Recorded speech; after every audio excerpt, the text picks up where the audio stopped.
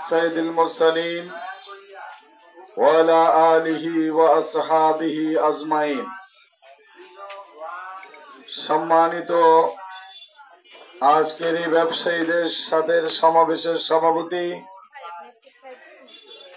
সম্মানিত পরিচালক, বাংলাদেশ জামাত ইসলামীর বিভিন্ন পর্যায়ের নেতৃবৃন্দ,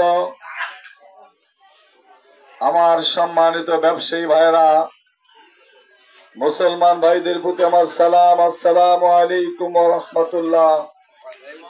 অন্যান্য ভাইদের প্রতি আমার আন্তরিক শুভেচ্ছা। সম্মানিত ব্যবসায়ী বন্ধুরা, আল্লাহ নবী সাল্লাল্লাহু আলাইহি সাল্লাম বলেছেন, একজন ব্যক্তির রিজিকের সিংহভাগ সৎ ব্যবসায়ের মধ্যে নিহিত রয়েছে। তিনি একটি হাদিস উল্লেখ করে বলেছেন, হাতের দুটি আঙ্গুল দেখিয়ে সৎ মুসলিম খোদাভীরু ব্যবসায়ী কিয়ামতের ময়দানে আমি আর সে পাশাপাশি জান্নাতে এভাবে অবস্থান করব।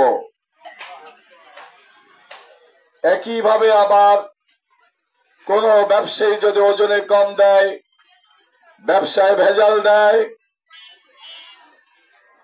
ফলের মধ্যে ফরমালিন মিশিয়ে বিক্রি করে, মাছকে তাজা রাখার জন্য ঔষধ ব্যবহার করে, দুধের মধ্যে পানি মিশায়, নেওয়ার বেলায় বেশি নেয়, দেওয়ার বেলায় কম দেয়, এদের জন্য রয়েছে কাল কিয়ামতের ময়দানে কঠিন পীড়াদায়ক শাস্তি এবং আযাব। অতএব সম্মানিত ব্যবসায়ীরা সততার সাথে, বিশ্বস্ততার সাথে, আমানতদারির সাথে যদি ব্যবসা করে, দুনিয়ায় যেমন শান্তিতে অবস্থান করা যায়, আখিরাতে তাদের জন্য অনেক মর্যাদা রয়েছে।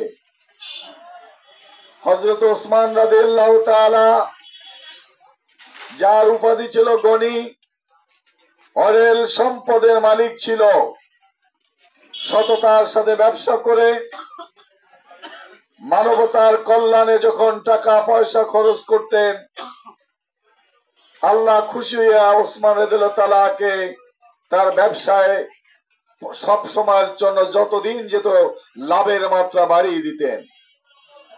একদিন ওসমান রাদিয়াল্লাহু তাআলা নবীর কাছে বলে, ইয়া রাসূলুল্লাহ, এত সম্পদ কি করব, আমার সম্পদ তো কমে না।